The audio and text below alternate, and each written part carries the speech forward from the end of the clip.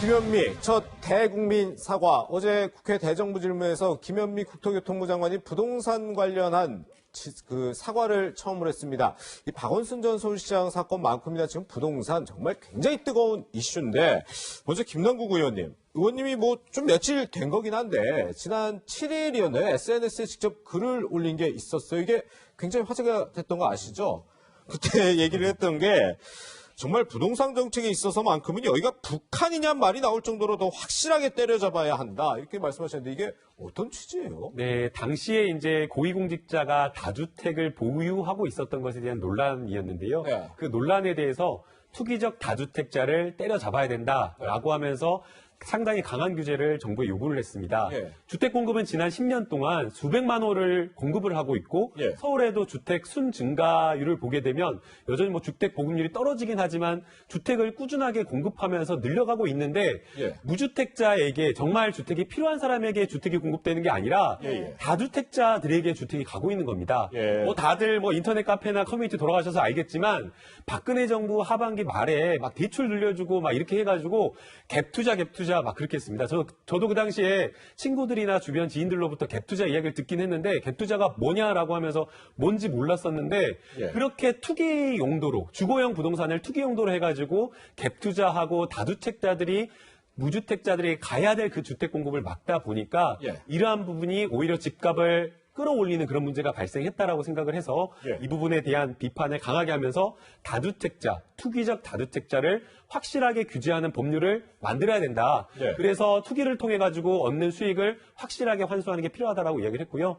꼭 이제 이런 이야기를 하면 야당에서는 아니 그게 중요하냐라고 하면서 공급을 늘려야지 이렇게 이야기를 하는데 이 이야기를 했다라고 해서 투기적 수요를 억눌러야 된다라고 해서 공급을 늘리지 않는다라는 그런 취지 아니고요. 정부 정책에도 특단의 대책을 세워서 공급을 늘리자라는 정책을 만들고 있고 또 지금 이것이 부족하다라는 야당의 비판이 있어서 지금 TF를 꾸려가지고 한 달에서 한 달 반 이내에 충분하게 공급이 될 수 있는 그 공급 대책까지 마련하고 있는 상황입니다. 네. 사실 김남국 의원님 얘기 들어보니까 어제 김현미 장관도 사실 이 박근혜 정부 시절 뭐 규제 완화를 너무 세게 해서 집값 상승했다는 얘기가 조금 일맥상통한 얘기를 하는데 우리 조수 의원님 좀 동의하시나요? 네, 우선 집이 투기 수단이 되는 그런 나라는 건강하지 못한 나라입니다. 예. 네, 저는 그것에 대해서는 분명히 말씀드릴 수가 있습니다. 네. 그러나 첫째는 내 집 장만의 꿈 자체가 사라진 나라. 이것이 과연 나라인가?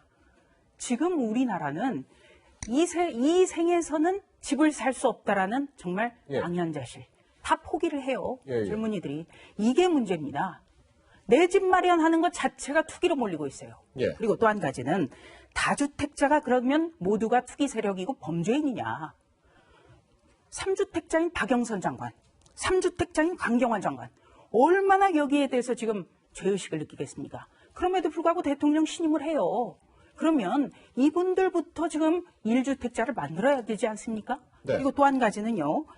더불어민주당이 총선을 앞두고 다주택자를 공천에서 배제하겠다 이런 서약서를 받았습니다.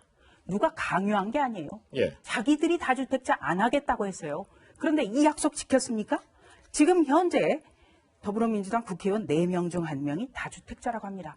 다주택자 자체가 문제가 되거나 죄악시돼서는 안 되지만 본인들 스스로 약속한 것도 지키지 않는 거예요. 이런 것이 본질을 넘어서 어떻게 보면은 다른 걸로 자꾸 옮겨가서 본질을 흐리는 겁니다. 예. 자, 그리고 예. 시장경제 대원칙은 누가 말해도 수요와 공급입니다. 네네. 네, 공급 없이 수요만 억제하면 어떻게 되겠습니까? 터져버려요. 예. 그렇다면 집값 안정 언제까지 전 정부 비판만 할 것입니까? 네. 지금 당장 필요한 건요. 젊은이들에게 내 집 마련이 정말 할 만한 꿈이다. 할 가치가 있다. 이런 걸 심어줘야 되고 거기에 맞는 대응을 내놓는 겁니다. 네, 지금 조 의원님이 말씀하신 게 바로 어제 그 있었던 일, 전 정부 탓을 왜 아직도 하느냐라는 얘기가 있는 것 같은데요. 네, 의미 없는 일이죠. 예, 저도 이제 지난 5년 동안 방송에 많이 출연하면서 정치평론하고 국민의 한 사람으로서 국회를 많이 비판을 했었는데요. 이제 그런 비판을 할 수 없게 되었습니다. 그렇죠. 국회의원 신분이 되었기 때문에 현안에 대해서 여러 가지 문제점을 지적하고 그 대안을 제시하는 역할을 해야 된다고 생각이 들고요.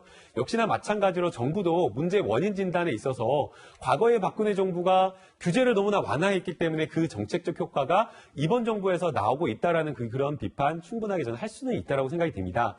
그러나 국회도 그렇고 정부도 그렇고 지금 나와 있는 야당의 조수진 의원님도 역시나 마찬가지로 여야가 사실 부동산 정책과 관련되어서는 따로 생각할 수 있는 것이 아니잖아요. 그래서 이 문제를 어떻게 하면 해결할지 누구나가 다 규제를 정말 이 투기적 어떤 수요를 규제하고 공급을 늘려야 된다라고 이야기를 하고 있기 때문에 저희 지금 뭐 여당에서도 야당에서의 비판, 재개발이나 이런 것들 좀 완화해가지고 공급을 늘리고 투기적인 어떤 수요가 있다라고 한다면 그것을 공공임대주택으로 좀 전환해서 하는 것도 한번 생각해보자라고 이야기를 하고 있기 때문에 모든 야당에서 주장하고 있는 여러 정책까지 함께 열린 마음으로 대책을 놓고 고민하고 있습니다. 그래서 야당도 여기에 좀 함께 해주셨으면 좋겠고요. 비판만 하는 어떤 그런 국회가 아니라 함께 이 문제를 해결하기 위해서 좀 지혜를 모으는 국회가 되었으면 하는 바람입니다. 네, 지혜를 모으는 국회 중요하죠. 그런데 제가 왜 비판하겠습니까? 현실과 동떨어진 얘기를 하니까 비판을 하는 거예요. 그러니까 우리가 여야가 초당적으로 맞대고 정말 수요와 공급 문제에 대해서 어떻게 하면은 이 시점에서 돌파구를 열어갈까? 이렇게 하자면 아무도 반대할 사람 없습니다. 일하는 국회 다 찬성해요. 그런데 지금 여당에서 나오는 거는 청와대 정책실장이 자기는 집 안 가져도 된다. 이런 책을 써놓고 자기는 아파트 한 채로 10억 넘는 재산을 증식했어요. 아니 그리고 다른 사람한테만 나쁘다고 하면서 야당이 비판하면 그거 자체가 잘못했다. 이게 말이 됩니까? 야당의 비판을 겸허하게 수용을 하겠습니다. 비판만 할 것이 아니라 좀 TF에 같이 참여해가지고 좀 일하는 국회를 만들어서 정부 정책을 비판하고 정말 제대로 된 좀 정책이 될 수 있도록 좀 이야기를 했으면 좋겠고요. 그런 차원에서 지금 부동산 정책과 관련되어서는 결국에는 실수요자에게 돌아가는 어떤 주택 공급이 돼야 된다라고 이야기를 좀 하고 있는 것 같습니다. 또 특히나 집값이 굉장히 폭등한 상황에서 20대나 30대 새로 이렇게 집을 구하려고 하는 청년들에게 주택 공급이 제대로 되지 못한다라는 그런 불안감을 주고 있기 때문에 중장기적인 어떤 주택 공급과 관련된 계획을 충분하게 정부에서 세워서 이 부분에 대해서 많은 청년들이 불안해하지 않도록 했으면 좋겠고요. 또 아울러서 정부에서 막 열심히 하려고 해도 또 사실은 국회 차원에서 법률로서 이루어져야 되는데 국회가 일을 안 해가지고 좀 그런 지원이 안 되는 경우도 있기 때문에 야당에서 좀 적극적으로 협력해 주시고 또 야당에서 여러 가지 좋은 의견 내면 여당도 그런 의견을 받아들여서 정말 이 부동산 문제 해결할 수 있으면 좋겠습니다. 네.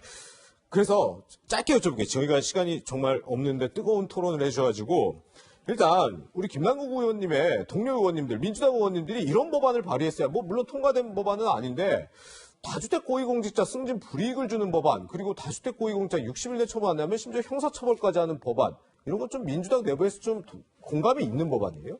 공감이 돼서 이제 발의가 됐다라고 생각이 드는데요. 예. 이게 다주택자들이 주택을 판다라고 해서 집값이 당장 떨어지지는 않을 거라고 생각이 됩니다. 네네. 그러나 정책의 신뢰가 무엇보다 중요합니다. 네. 다주택자들 이 주택을 실거주하는 경우에만 보유를 하고 이것을 돈벌이 수단으로 하지 말라라고 하는 그 정책의 시그널을 분명하게 보여줄 수 있는 것이 바로 예. 고위공직자가 주택을 보유하고 있느냐 아니냐 이것이라고 저는 생각이 됩니다. 예. 그렇기 때문에 정책 신뢰를 회복하는 차원에서라도 그리고 무엇보다 공적인 어떤 권한과 여러 정책을 펴는 고위공직자와 국회의원들이 솔선수범하는 모습이 매우 중요하기 때문에 저는 이 다주택자의 어떤 고위공무원들이 다주택을 보유하고 있는 거 빨리 처분하고 좀 정리하는 게 필요하다고 보이고요. 예. 여러 가지 뭐 사정을 이야기를 해요. 지금 뭐 좀 어려움이 있다. 그리고 지금 당장 집값이 안 팔린다 이렇게 이야기를 하는데 네. 이미 지금 집값 많이 올랐기 때문에 급매라든가 급급매로 내놓으면 당장 시장에서 팔리고요. 네. 그다음에 또 뭐 여러 가지 어려움이 있을 수 있겠죠. 누가 거기에 거주하거나 이런 거.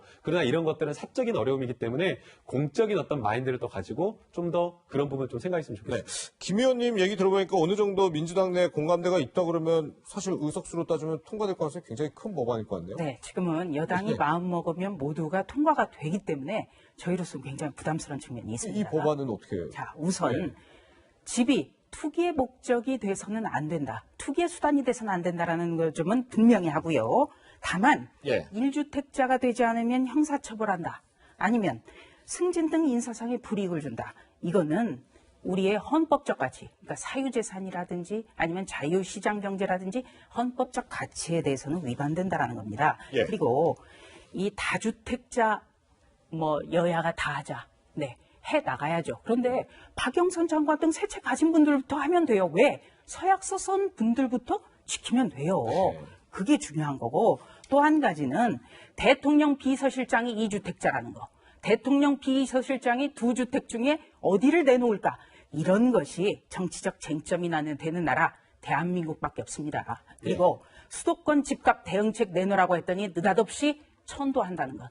이것도 정말 말이 안 되는 거예요. 네. 두 개 문제입니다. 본질을 흐려서는 안 된다는 겁니다.